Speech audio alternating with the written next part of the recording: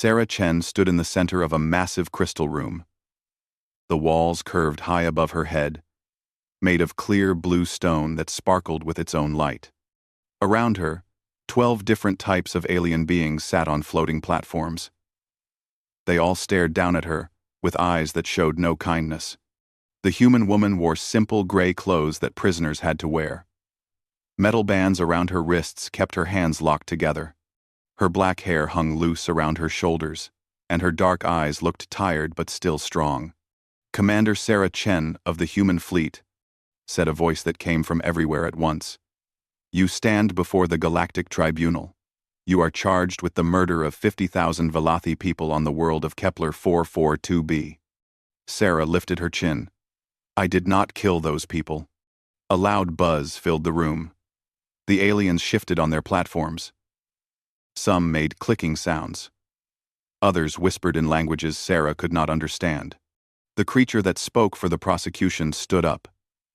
It looked like a giant insect, with 4 arms and green shell-like skin. Its voice was sharp and cold. "The evidence speaks clearly," the Zephyrian said. "Human ships were seen near Kepler 442b when the colony was destroyed. The quantum signatures match Commander Chen's vessel exactly. 50,000 innocent Valathi farmers and their families are dead." A hologram appeared in the air above Sarah's head. It showed a green world covered with farms and small towns. Then came the ships, sleek human military vessels with their white and blue markings. The ships fired bright beams down at the planet. Cities burned. People ran and screamed before they died. Sarah watched the images and felt sick. The ships looked exactly like hers. Even the damage on the hull was the same. But she knew she had not done this terrible thing. "I was investigating a distress call," Sarah said. "I remember entering the system, but then..." She stopped. Her memories after that were blank, like someone had erased them from her mind. "Lies," hissed a snake-like alien from another platform. "Humans always lie when they are caught. It is their nature." "Eight. We's lie. He see. Goading side. At. We's lie." More aliens nodded their agreement. A floating jellyfish creature pulsed with angry red light. A rock being made deep rumbling sounds that meant displeasure. An AI voice spoke from hidden speakers. It had no emotion, just cold facts. Analysis of probability matrices shows 97.3% certainty of human guilt. Memory gaps often occur when beings try to hide their crimes from themselves.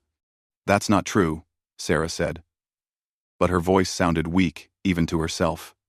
How could she prove something when she could not remember it? The lead judge was a tall, thin being, with silver skin and no face, except for large black eyes. When it spoke, its words came directly into everyone's minds. "Human Chen." The judge's thoughts said, "Your species has shown violence since you first left your world. You fight wars among yourselves. You destroy your own planet's environment. You are aggressive by nature. This attack fits your character perfectly. We're not all like that." Sarah said, "Yes, humans have problems, but we're trying to be better. We've been peaceful members of the galactic community for 200 years. The insect prosecutor clicked its mandibles. "Peaceful?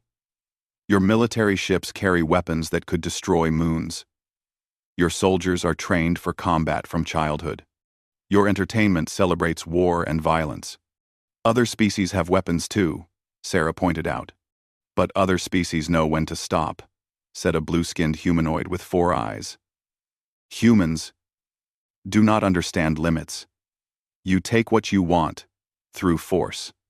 Sarah looked around the room. On each platform sat beings whose people had achieved great things. The Thylorians built cities that floated in space. The Zephyrians could travel through time for short periods. The Altirans communicated through pure thought across vast distances. And what were humans known for? Fighting. Surviving against impossible odds. never giving up, even when they should. Maybe the aliens were right. Maybe humans were just too violent to be trusted. The evidence is clear, the judge announced to the room. Commander Chen's ship destroyed the Velothi colony. Her memory loss is either an attempt to hide her guilt or a psychological break caused by the horror of her actions. I didn't do it, Sarah said again, but the words felt empty. The prosecutor continued showing evidence. Energy readings from Sarah's ship were found all over the destroyed colony. Weapon signatures matched human technology exactly. Even the timing was perfect. Sarah's ship had been in the system for exactly the right amount of time to cause all the destruction. The defendant will now hear her sentence, the judge said. Sarah's heart pounded. She knew what was coming. For the crime of genocide against a peaceful species, the Galactic Tribunal sentences you to death by molecular dissolution. This sentence will be carried out in 3 days, unless new evidence proves your innocence. The room began to spin around Sarah. Molecular dissolution meant her entire body would be taken apart atom by atom until nothing remained. Not even her molecules would exist anymore. Guards that looked like walking metal sculptures came forward. They grabbed Sarah's arms with gentle but firm grips. I didn't kill those people, she whispered as they led her away. But in the giant crystal room, no one was listening anymore. The aliens were already talking among themselves about other business. The hologram of the destroyed world faded away. Soon, the room was empty, except for cleaning robots that swept up the dust. In 3 days, Sarah Chen would be nothing but empty space. The galaxy would be safe from human violence once again. At least, that was what everyone believed. Dr. Kest moved through the evidence room with careful steps. The Thylorian scientist had 4 arms, each ending in delicate fingers perfect for handling ancient artifacts. His gray skin had patterns that showed his high rank among his people. 2 large eyes dominated his face, designed to see details that others missed. The room held everything taken from Sarah Chen's ship. Weapons, personal items, data cores, and clothing were sorted on metal tables. Everything had been examined, tested, and catalogued. Soon it would all be destroyed along with the human commander. Kest picked up Chen's journal with one hand, while using another to scan a small sculpture she kept on her desk. The sculpture showed 2 humans embracing, probably family members. It seemed strange that someone who murdered 50,000 people would keep such a gentle reminder of love. His scanner beeped as it passed over something hidden under Chen's spare uniforms. Kest pushed the cloth aside and found an object that made him freeze. It was a perfect 12-sided shape made of metal that seemed to shift color as he looked at it. Ancient symbols covered every surface, glowing faintly with their own light. The symbols were unlike anything in the galactic databases. They were older than any known civilization. Impossible, Kest whispered. He had spent his entire life studying ancient ruins and lost civilizations. Every archaeologist in the galaxy dreamed of finding proof that the first builders had really existed. Stories said these ancient beings had created habitable worlds and left behind powerful artifacts called keystones. But no one had ever found actual proof. Until now. Kest's scanner went crazy when he pointed it at the object. The readings made no sense. The artifact seemed to exist in multiple dimensions at the same time. Its age readings showed numbers that his equipment couldn't properly display. The scientist's hands shook as he called his supervisor. Professor Veltar, he said into his communication device. I need you to come to Evidence Room 7 immediately and contact the tribunal judges. I've found something that changes everything. Within an hour, the small evidence room was crowded with beings from across the galaxy. The tribunal's AI systems hummed as they tried to analyze the strange object. Archaeologists who had been studying ancient mysteries for centuries gathered around the table. The symbols match references in our oldest religious texts, said Professor Veltar, an ancient Thylorian, who had studied lost civilizations for over 300 years. But according to our dating methods, this artifact is millions of years old. Humans have only had space travel for 2 centuries. Perhaps the humans stole it, suggested the Zephyrian prosecutor, though he sounded less certain than before. From where? Asked Dr. Kest. No one has ever found a builder artifact before. Our most advanced civilizations have searched for millions of years with no success. The head judge arrived, moving silently through the crowd. The tall, silver, being examined the artifact with interest, then turned toward the door. Bring the human here, the judge ordered. Sarah Chen arrived escorted by 2 guards. She wore the same gray prison clothes and metal restraints. Her eyes were red from lack of sleep, but she looked curious about why she had been brought to the evidence room. Commander Chen, said Professor Veltar, this object was found among your belongings. Can you explain how you acquired it? Sarah looked at the 12-sided artifact and blinked in surprise. I've never seen that before in my life. It was hidden in your quarters, Dr. Kessis said. That's impossible. I know everything in my quarters. I would remember something like that. As Sarah spoke, something strange happened. The artifact began to pulse with brighter light.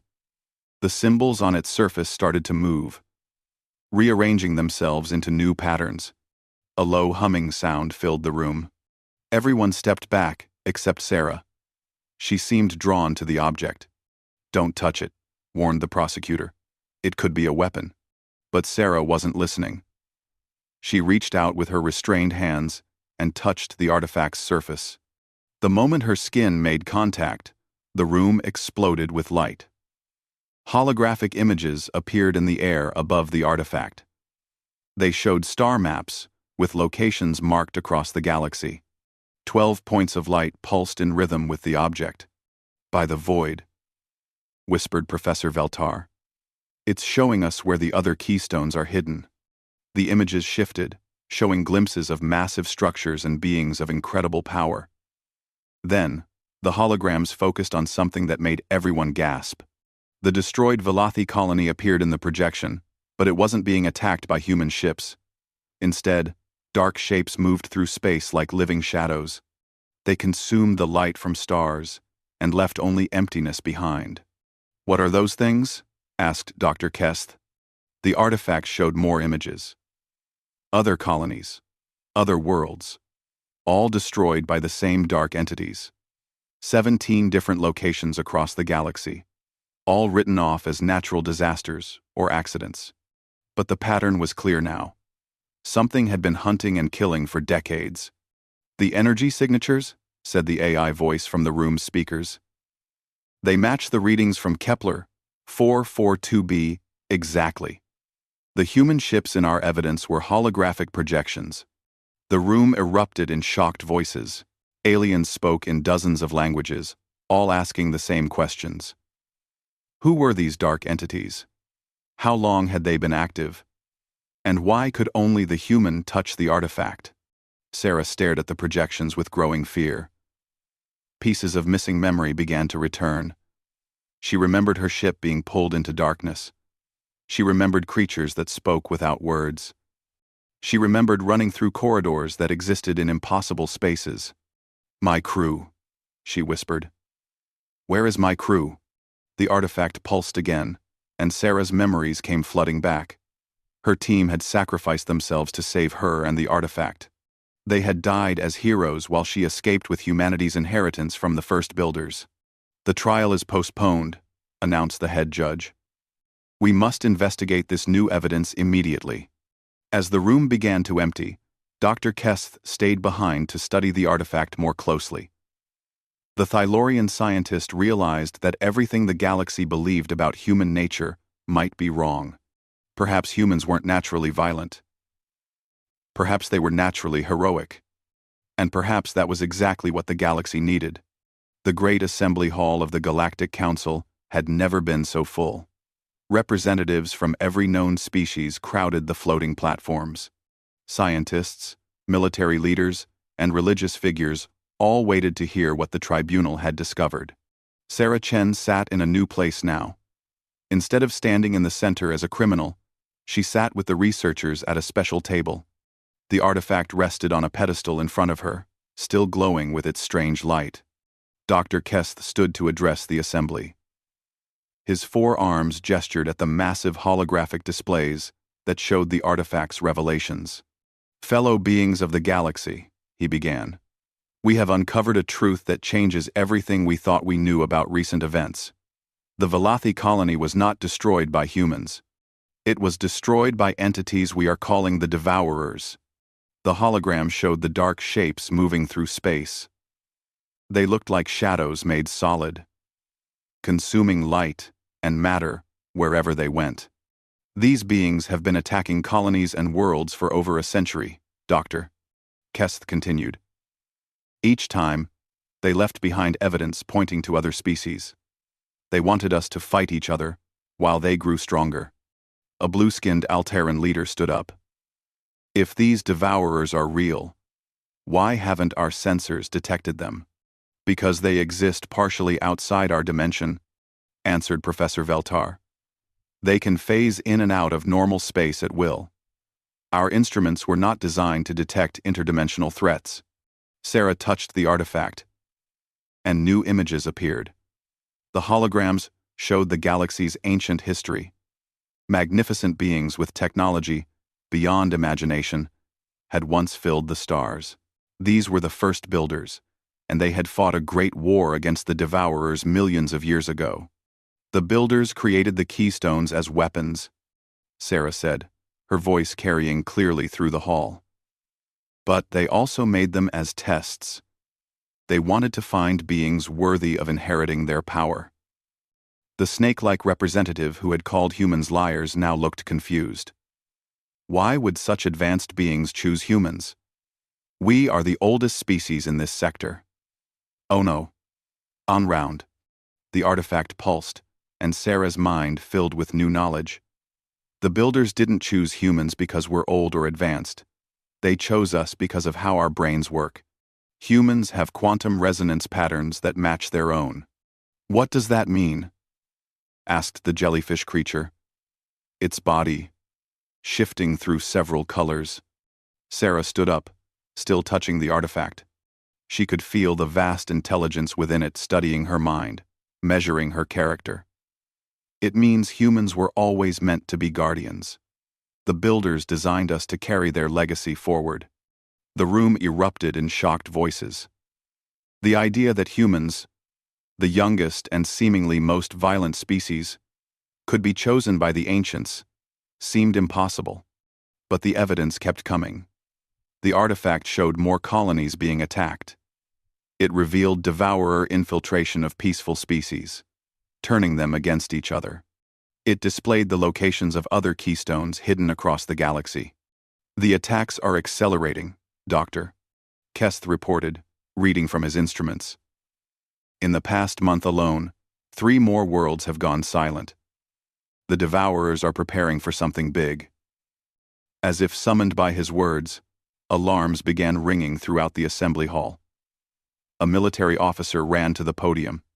"Emergency transmission from the border colonies," the officer announced. "Multiple worlds are under attack by unknown forces. Dark ships that our weapons cannot touch." The main display screen showed desperate messages from dying worlds. Colonies that had thrived for centuries were going dark one by one. The pattern was clear. The Devourers were no longer hiding. "They know we found the keystone," Sarah realized. "They're starting their final assault while we're all gathered here." The head judge appeared at the center of the hall, its silver form glowing with urgency. "The Galactic Defense Fleet is mobilizing, but our weapons have no effect on these entities. We need the power of the keystones." Sarah looked at the artifact in her hands. She could feel its potential, like holding a star that wanted to be born. But she could also sense the cost of using such power. "There are 11 other keystones hidden across the galaxy," she said. "But they'll only respond to humans with the right genetic patterns, and using them will change us forever." "Change you how?" asked Professor Veltar. Sarah closed her eyes and let the artifact show her the truth. We'll become like the Builders. Immortal. Powerful enough to bend space and time. But we won't be fully human anymore. The room fell silent as everyone considered what this meant. Humanity would have to sacrifice their nature to save the galaxy. A new voice spoke from the back of the hall. Then we do it. Everyone turned to see Admiral Marcus Webb, the highest-ranking human in the Galactic Defense Fleet. Behind him stood dozens of other humans. Soldiers, scientists, engineers, and explorers. Sarah, Admiral Webb said, if this is what humanity was meant for, then we accept our responsibility. You would give up being human to save species that have hated and distrusted you? Asked the Zephyrian prosecutor. Of course, Sarah replied. That's what heroes do. The artifact began to pulse faster, responding to Sarah's decision. Around the galaxy, 11 other keystones began to awaken, calling to their chosen bearers. The final battle was about to begin. But first, humanity had to transform into something greater than they had ever imagined. The question was whether they would still be themselves when the change was complete. The Galactic Defense Command Center buzzed with desperate activity. Holographic displays showed red warning signals from 12 core worlds under attack. Military leaders from every species worked together, but their weapons were useless against the Devourer fleets. Sarah Chen stood before a war table surrounded by the galaxy's most experienced commanders. The artifact floated beside her, its glow now constant and urgent. Through its connection, she could feel 11 other humans across the galaxy awakening to their destiny. Status report, Admiral Webb demanded. A Thylorian communication officer looked up from her console. Altair Prime is gone. The Devourer fleet consumed the entire star system. 17 billion lives lost in 2 hours. Our ships can't even touch them, reported a Zephyrian general. They phase through our shields like ghosts, then solidify to attack our hulls. It's like fighting living darkness. Sarah's recovered memories painted a clear picture of the enemy. The Devourers were older than matter itself, beings of pure hunger that existed in the spaces between dimensions. They fed on life force, growing stronger with each world they consumed. They're not just killing people, Sarah explained to the assembled commanders. They're absorbing the life energy of entire civilizations. Every person they kill makes them more powerful. Dr. Kess approached the war table with urgent news. Sarah, we've located 3 more keystones. The artifacts are calling to specific humans, just as you predicted. On the display, 3 points of light pulsed on the galactic map. One was hidden in the ruins of an ancient temple on Thylos VII. Another lay buried beneath the ice of a dead world, in the outer rim. The third was locked in a vault on Earth itself, in the deepest parts of the human homeworld. My people are already moving to secure them, Admiral Webb said. But the teams we send might not survive the transformation. They'll survive, Sarah assured him. The keystones choose their bearers carefully. But Webb is right about one thing. They'll never be the same. As if to prove her point, Sarah felt a sudden connection open in her mind. Lieutenant Tom Bradley, a human pilot near the Thylos system, had just touched the second keystone. His consciousness expanded instantly, flooded with knowledge of forces that controlled the fabric of reality itself. Sarah gasped as she experienced Bradley's transformation through their shared connection. His body remained the same, but his mind now spanned multiple dimensions. He could see the Devourer ships as they really were, massive entities feeding off the boundary between life and death. Bradley has activated the Thylos keystone, Sarah announced. He's engaging the Devourer fleet there. The command center's screens shifted to show the Thylos system. What they saw amazed everyone. A single human ship, now glowing with the same energy as the keystones, fought against dozens of Devourer vessels.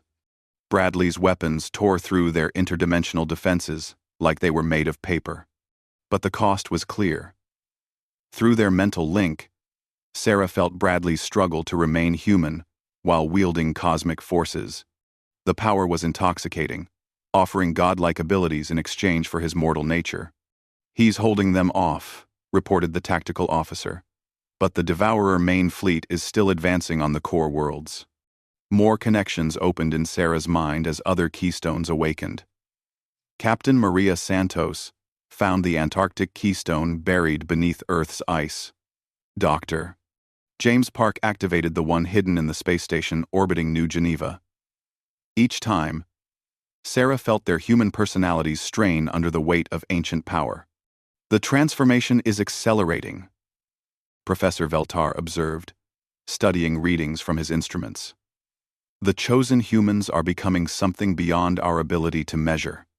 Sarah nodded, feeling the changes in herself as well. Her perception of time and space was shifting. She could sense the quantum threads that connected all matter, the hidden dimensions where the Devourers lurked, the ancient networks the builders had left behind. "There's something else," she said, touching the artifact again. New images filled the air, massive structures hidden in the galactic core, dormant for millions of years. The Master Keystone. It's on the builder homeworld, in the center of the galaxy. "That's impossible," said Admiral Webb. "Nothing can survive in the galactic core. The radiation and gravitational forces would destroy any ship." "Not anymore," Sarah replied. She could feel the full plan of the builders unfolding in her mind. The keystones are opening pathways through space. The chosen bearers can travel instantly between them. Alarms shrieked through the command center. The main Devourer force had reached the inner systems. Hundreds of dark ships, each the size of moons, poured out of interdimensional rifts. At their center rode something that made even the artifacts recoil in fear. "The Devourer Prime," Sarah whispered. "Their leader. It's been gathering power for millions of years, waiting for this moment." The entity appeared on screen as a shifting mass of darkness larger than most planets. It pulsed with consumed life force, radiating hunger that could be felt across space. When it spoke, its words came not as sound, but as direct assault on every living mind. "Builders' children," the voice echoed through dimensions. "You have awakened too late. Your galaxy will feed us, as countless others have before." "Roof. Adder." Sarah stood up, feeling the power of all 12 keystones flowing through the network of human bearers. "Not if we stop you first." "Admiral, prepare for the final phase," she told Webb. "I'm taking the artifact to the galactic core. If the other bearers can hold the line here, I'll activate the Master Keystone." "Sarah, that's suicide. Even with the artifact's protection, the journey could kill you." Sarah smiled sadly. "Webb, I died the moment I touched this thing. What's left of me now is just humanity's will, made manifest." As she prepared to leave, Dr. Kess approached her. "Commander, if you succeed, what happens to you? To all the humans who bear keystones?"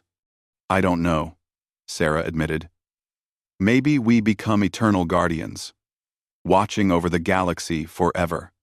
Maybe we transcend physical existence entirely. Or maybe we find a way to remain human while wielding this power." "And if you fail?" Sarah looked at the displays, showing Devourer fleets consuming entire star systems. "Then, everything dies, and the darkness wins." She touched the artifact one final time before her journey. Across the galaxy, 11 other humans felt her resolve and added their strength to hers. The final battle was beginning. Sarah Chen stepped through a portal of pure energy and emerged in the heart of the galaxy. Around her, the ancient builder homeworld stretched endlessly in all directions. Crystal spires reached toward a sky filled with swirling stars, while geometric patterns of light pulsed beneath her feet. The journey here had taken seconds but felt like lifetimes. Through the Keystone Network, she could feel the battle raging across the galaxy. Her fellow humans fought desperately against impossible odds, their transformed abilities the only thing standing between civilization and complete destruction. Lieutenant Bradley held the line at Thylos, his ship now more energy than matter as he fought through dimensions the enemy could not fully reach. Captain Santos defended the trade routes near Earth. Her consciousness spread across a dozen vessels simultaneously. Each of the 12 human bearers pushed their new abilities to the limit. But it wasn't enough. The Devourer Prime consumed entire fleets with each breath, growing stronger as its forces spread across the galaxy. Sarah could feel her friends beginning to falter under the strain of wielding cosmic forces while trying to remain human. She walked through the crystalline city toward its center, where a massive temple waited. The artifact in her hands pulsed in harmony with the structure's walls, recognizing its origin point after millions of years. Inside the temple, Sarah found what she had come for. The Master Keystone hung suspended in a chamber that existed in multiple dimensions at once. It was beautiful and terrible, containing power that could reshape reality itself. But as Sarah approached, she realized she was not alone. "So the inheritors have finally awakened," a voice said behind her. Sarah turned to see a figure that shouldn't exist. It looked human, but was clearly something more. Its body shifted between flesh and pure energy, and its eyes held the wisdom of eons. "You're a builder," Sarah breathed. "I am the last," the being replied. "I stayed behind to guide the chosen when they arrived. My name was once similar to yours. I was called Keeper of the Light. Your people, they all died fighting the Devourers?" "We transcended," the Keeper corrected. "We became one with the forces that bind the universe together. But in doing so, we lost the ability to act directly in the physical realm. That is why we needed inheritors." Sarah looked at the Master Keystone, feeling its immense power calling to her. "If I use this, what happens to humanity?" "That choice is yours to make," the Keeper said. "You can become like us, eternal guardians existing beyond physical form. Or, you can find a middle path, retaining your humanity, while wielding the power needed to protect the galaxy. And if I choose wrong? Then the Devourers win, and everything you know ceases to exist." Through her connection to the other keystones, Sarah felt Bradley's ship take critical damage. Santos was overwhelmed by 3 Devourer vessels attacking simultaneously. The enemy was breaking through on multiple fronts. "There's no time," Sarah said. She reached for the Master Keystone. The moment she touched it, power beyond imagination flooded through her. She could see every star in the galaxy, feel every living being's heartbeat, manipulate the forces that held atoms together. It was overwhelming and terrifying and wonderful, all at once. But instead of losing herself in the cosmic consciousness, Sarah held tight to her memories. Her childhood on Earth, her first command, the friends who had died to save her, and the artifact. The look in Admiral Webb's eyes when he realized what humanity was being called to do. "I choose the middle path," she declared. The Master Keystone blazed with light as Sarah's will shaped its power. Across the galaxy, the other 11 keystones responded, creating a network of human guardians who retained their hearts while wielding the strength of gods. Sarah felt her body transform, but she remained recognizably herself. Her consciousness expanded to encompass multiple dimensions, but her human compassion anchored her to mortal concerns.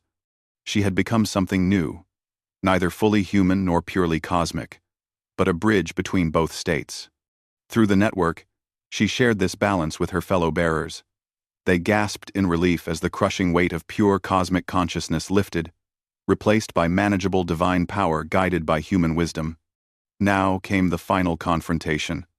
Sarah opened a portal directly to the main battle zone, where the Devourer Prime was consuming entire solar systems. She emerged in space itself, her transformed body no longer needing air or protection from the void. "Impossible," the entity roared as it sensed her approach.